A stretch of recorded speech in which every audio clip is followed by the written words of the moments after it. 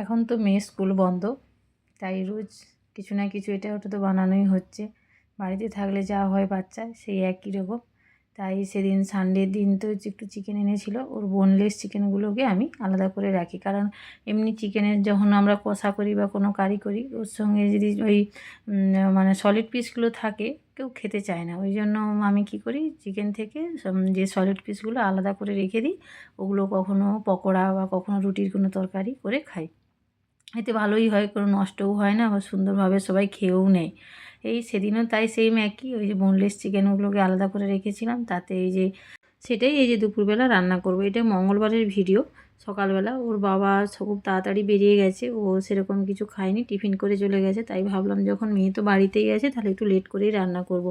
তাই এই যে একটু মানে জুসি আর ক্রিমি টাইপ বোনলেস চিকেনটা কারিটা রান্না করেছিলাম, আর এই জিরা রাইস করেছিলাম। খেতে খুবই সুন্দর হয়েছিল, এত সুন্দর হয়েছিল মানে বোঝাই যাচ্ছিল না। প্রত্যেকটা পিস একদম সফট, একদম পুরো মানে এত সুন্দর হয়েছিল। কিছুই নয়, প্রথমে তো ম্যারিনেট করে নিয়েছি, দেখলেই তোমরা।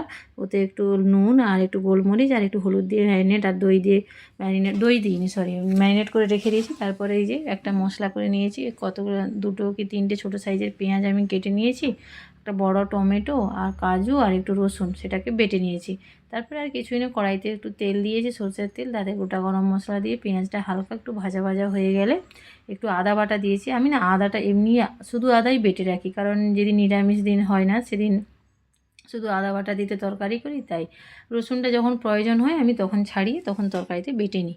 ব্যাস এই আদা বাটা দিয়েছি, তারপরে একটু কাশ্মীরি লঙ্কার গুঁড়ো দিয়েছি, ম্যারিনেট করা চিকেনটা দিয়ে দিলাম। চিকেনটা থেকে একটু ভাজা, একটু যখন জল বেরিয়ে একটু যখন ওটা হালকা হাফ সেদ্ধ হয়ে যাবে, তখন এবার যে বেটেছিলাম মিক্সিতে এটা সেটা দিয়ে দিলাম। দিয়ে এবার কম আঁচে ওটা রান্না করতে হবে যতক্ষণ না পর্যন্ত গ্রেভিটা গাঢ় হচ্ছে আর তেল ছাড়া ছাড়া হচ্ছে।